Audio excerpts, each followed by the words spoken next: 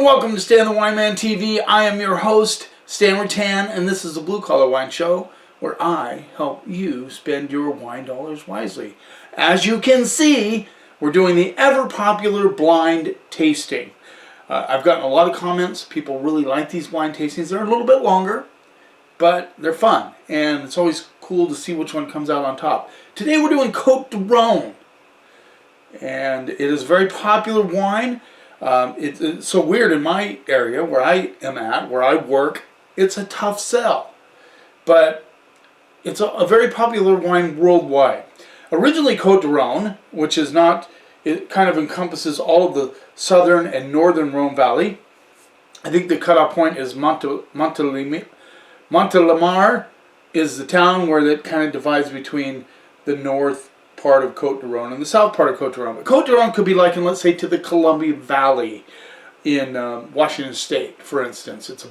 Columbia Valley is a huge appellation, and there's all these little appellations inside of Cotes du Rhone. In particular, Cotes du Rhone Village, which is a little better step up from just a regular Cotes du Rhone. Cotes du Rhone was established in 1937, the appellation, and then in 1966, the appellation Cotes du Rhone Village came into play. And then there's all these other little appellations inside Cotes du Rhone. Interesting, you say Cotes du Rhone all the time. Now, some people, there's an S in there. C-O-T-E-S, D-U, and then Rhone. You don't pronounce the S. I have one guy that delivers wine, and it's so funny, he calls it Cotes du Rhone. And I don't correct him just because I think it just makes me laugh. I'm not laughing at him. It's just, it sounds funny. Cotes du Rhone. That's the problem with the French. Sometimes you have to leave out a lot of different letters. But just say Cotes du Rhone. And Cote means slope. So it's a slope of the Rhone Valley. The slopes of the Rhone Valley where they plant their vines southwest facing for the sun exposure, and then also for good drainage. So that's basically what it means. In the southern part of Cotes du Rhone, which I believe all these are southern Cotes du Rhones, it has to be at least 40% Grenache, so it's Grenache dominant. In the northern part of Cotes du Rhone, it is Syrah dominant. So we're going to get started right away with number one. Cotes du Rhone, blind tasting. It'll be fun, I'm excited. Rinse. Cotes du Rhone has, the quality of Cotes du Rhone has, used to be kind of a spin-off of, like Châteauneuf-du-Pape is in the Rhone Valley, and kind of was a spin-off of just making other wines that weren't necessarily of high quality, but now they've become even better and better. So you get a lot of good Cotes du Rhone out there, and they're fairly reasonably priced, although there are some, like Chateau Reyes, I believe they have a $100 Cotes du Rhone, so they're not all cheap, but most of them are reasonably priced. So number one, let's see what we get on the note. Oh, color first. Oh, I forgot my white card. Sorry, guys, I was going to do that. Let's grab this piece of paper right here. Too many notes. I'll use this for now. So you get, so fairly dark, kind of a reddish color, definitely red. A little bit of a red flower type color. You can see it there. See it there. A lot of thanks for the comments. A lot of people wanted me to use the white card. I just forgot to bring it. I was going to grab one, just a hard form card. See what we get on those. Getting a little caramel, which I find interesting. Raspberries for sure. A little bit of red plum action. Let's see, getting a little licorice in there as well. Let's see what we get on the palate.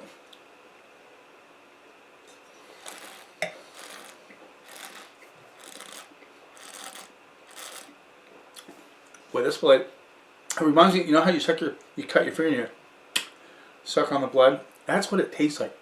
Very minerally too. This is like dusty rocks, crushed rock all over the place with that kind of blood element in there. And the raspberry comes through as well, and the plum, the red plums. But boy, is it got a lot of minerality. Very meaty tannins.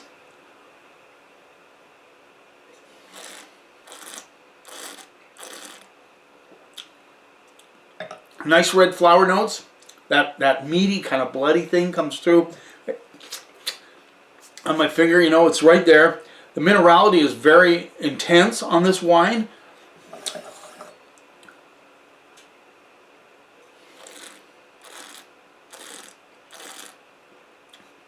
good balance, not super complex, a little bit of a spice on the back end, and that bloody meat just is right there. I just, mind you, I ate a piece of steak, and then I, did this on my finger. It has that quality to it.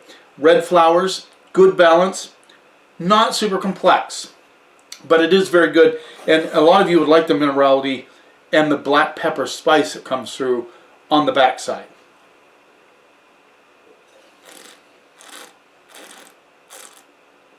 Red flower notes really hit big time on the mid palate. Yeah, not super excited about this one. It's pretty simple, but it has some good things about it that I like. From the standpoint like minerality, that bloody kind of meat element, I like that. Yeah, let's see. I'm gonna go.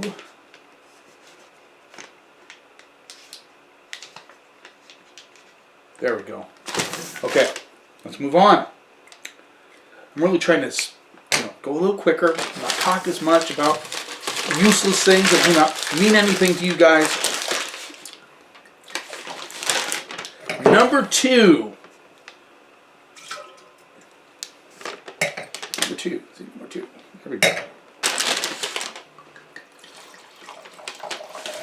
Stoked, I'm getting a lot more subscribers. You guys are making comments, and I'm really stoked about a guy got in contact with me, and he wants to help me design a shirt for the program and a logo that I can use at the start of the program. I'm really excited about that. I'll get back in touch with him. Very excited about that. So again, this is about the same color, a little lighter than the number one. See if we can get you to see that. Just a touch lighter on that one. But yeah, nice red, dark red, a little bit of a burgundy coming through. Let's see what we get on the nose. Number two. Boy, this has way more perfume on the nose. Almost like candied raspberries, candied plums. Yeah. Very, very candy-esque. Like those hard candies. Yet you can smell that in it. By the way, 10 inches of snow today. Crazy. Had to tromp through the snow to get out of the man cave. It's a little cold in here. Not too bad. I got the little heater going there. Yeah, there's a little bit about it reminds me a little bit of turpentine or paint thinner just sneaking out. And not in a bad way. It's not too dominant. And a little bit of wood coming through as well. Let's see what we get on the palate.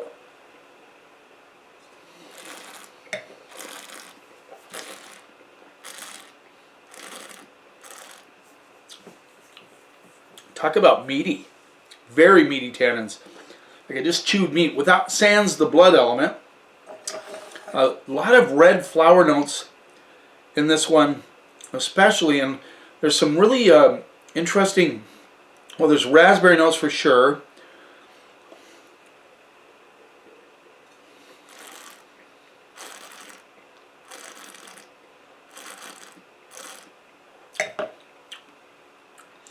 The tannins get a little bit of a grip on the backside. This is kind of a monotone Cotes du Rhone, if I could use that word. You know what I mean? It's just kind of there, front to finish. And then there's a little bit of I just get these meaty tannins, a little bit of red flower, and some raspberry plum elements coming through as well on this one, but kind of boring.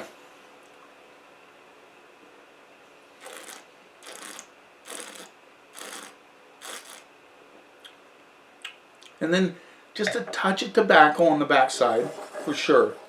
And a little leather as well. So it kind of opens up a little bit more. I haven't had, these have only been open about an hour. And I do that. I've told you why I do that. I do believe in decanting. Trust me, I do. But the average consumer takes a bottle home, pops it, pours it, and drinks it within an hour or two of their purchase. I encourage decanting. These probably could use a little bit more decanting. But I want to review these wines the way you're going to see them when you drink them. This is showing a little bit of a long finish. It's coming out of its cage, or it's coming out of the closet, so to speak. It's starting to show a little bit more. There's some black pepper notes coming through on the backside.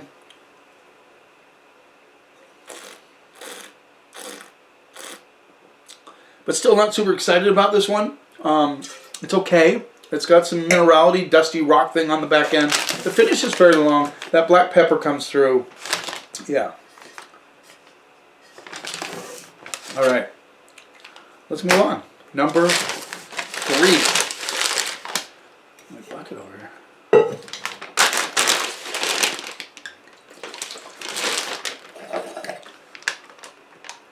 I'm a big fan of Cotes du Rhone. I like it, especially when you get a real ringer, one that's super good, and they're not expensive. I love that.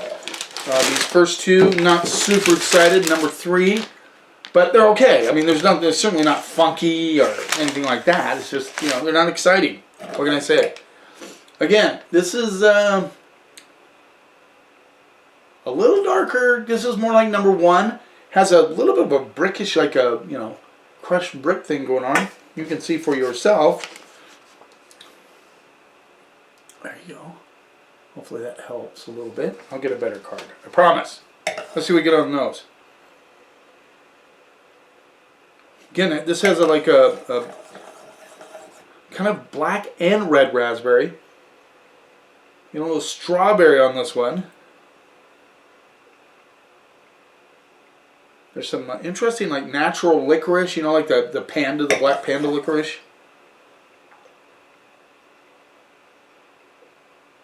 This one peaks. It's got some red flower notes in there. It's really more perfumed than either of the other two. Let's see what we get on the palate.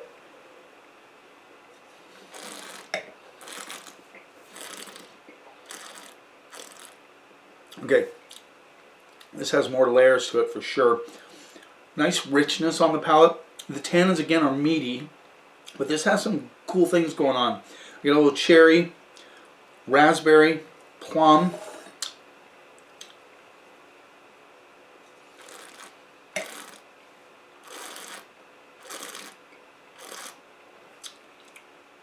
It definitely hits a little bigger on the mid palate going into the finish. The tannins get a little grippiness, you know, like you feel it in your gums, you know, like sort of thing. There's a little bit of a vegetal component that I'm getting on the back side of this one. Reminds me a little bit of maybe a cross between celery and black tea leaves, you know, like kind of that thing, which is really cool. The black pepper spice lingers on the back side. There's definitely red flower notes on this one as well.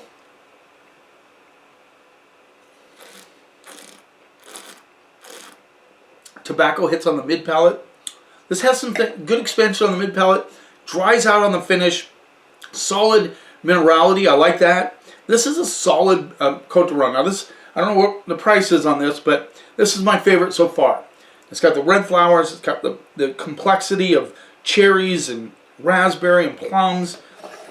All nicely integrated. There's nothing boring about this Cotes du Rhone.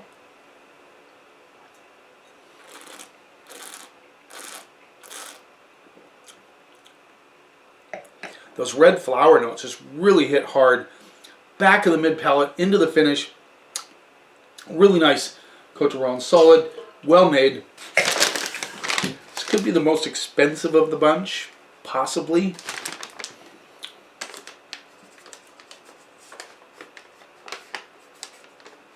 Okay, let's move on to number 4.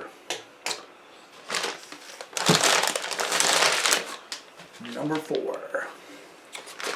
Yeah, the red flower and raspberry notes are lingering on that one big time.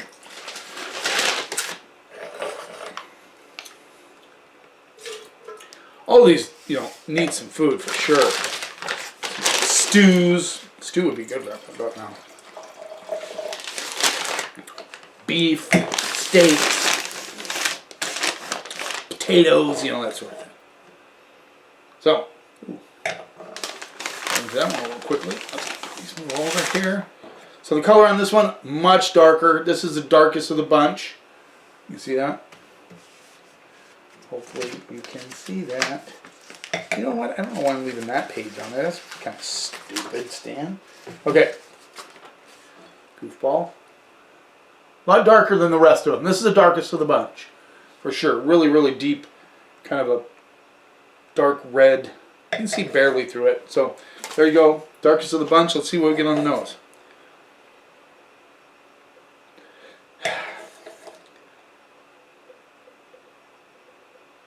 Like this has really hedging towards the black raspberry category with some dark cherry notes in there. And a little leather coming through. But definitely black cherry and black raspberry. And worn, like really worn leather. A little bit of earth as well. Little earth notes coming through, like forest floor, you know, a little bit of dirt with a little needles mixed in there. You know what I mean? Let's see what we get on the palate.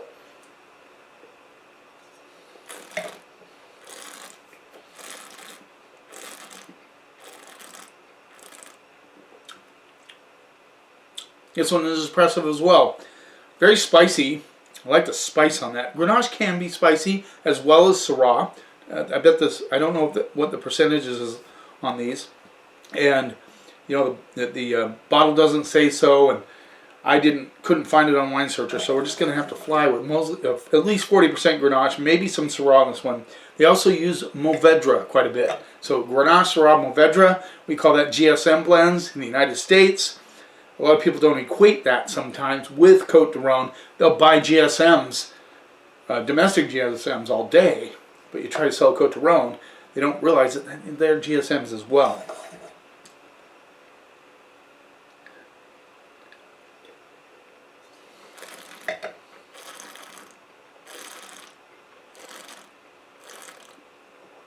Meaty tannins as well, a lot spicier. I get the dark cherry, black raspberry notes, front to finish, underlying red flowers with a little bit of that worn leather. The tannins are really approachable all the way through. You don't get quite as much grip on the back side of this one. This is well balanced. It might be the hottest one of the bunch. They usually run a little bit more alcohol when you get down in southern Rhone. When you get up in northern Rhone, which is a little cooler, the alcohol levels sometimes go down.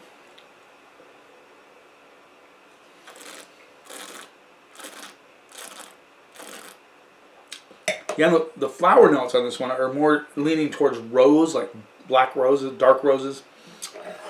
The minerality on the backside is this one as well. Deep finish, deep front to finish, good complexity, good balance on this one. There's this. I would bet these last two are the most expensive. I'm just saying that. Doesn't always. You watch the show. Hopefully, many times you've seen. Sometimes the cheapest ones are the better ones. Not cheap, but you know what I mean? The ones that are least expensive. I'm excited to see what's going to happen. And then right on the back of this very end, right, you know, the finish is lasting a long time. But then it becomes tobacco dominant, which, you know, I like tobacco. We don't have to beat our head on that one, but.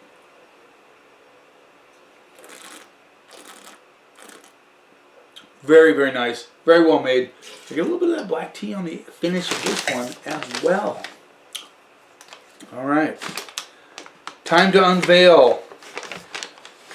Okay, so in first place, number 4, the one I just tasted. In second place, number 3. Third place, I believe, number 1, yes. And in last place, number 2. So, in last place with a C+, a little better than average, but I thought, as I said, it was a little boring. Not much going on. The Brot Esprit Barville Cotes du Rhone 2017. It rolls in at $13. There you go. It's okay. I mean, you know, it's a decent Cotes du Rhone. Just, you know, didn't excite me. In third place with a C+, B-, so just a hair better than that one, is. This is interesting. This is 2019, so it's a little bit young. Domaine de Pasquier, Sablé, which is a region, a sub-appellation inside Cotes du Rhone. Cotes du Rhone Village. So this is supposed to be like a head and shoulders a little bit. $16. There you go. I would go with the, you know, just saying, for 13, you know. They weren't that far apart. Yeah, this one's a better deal in that respect. All right.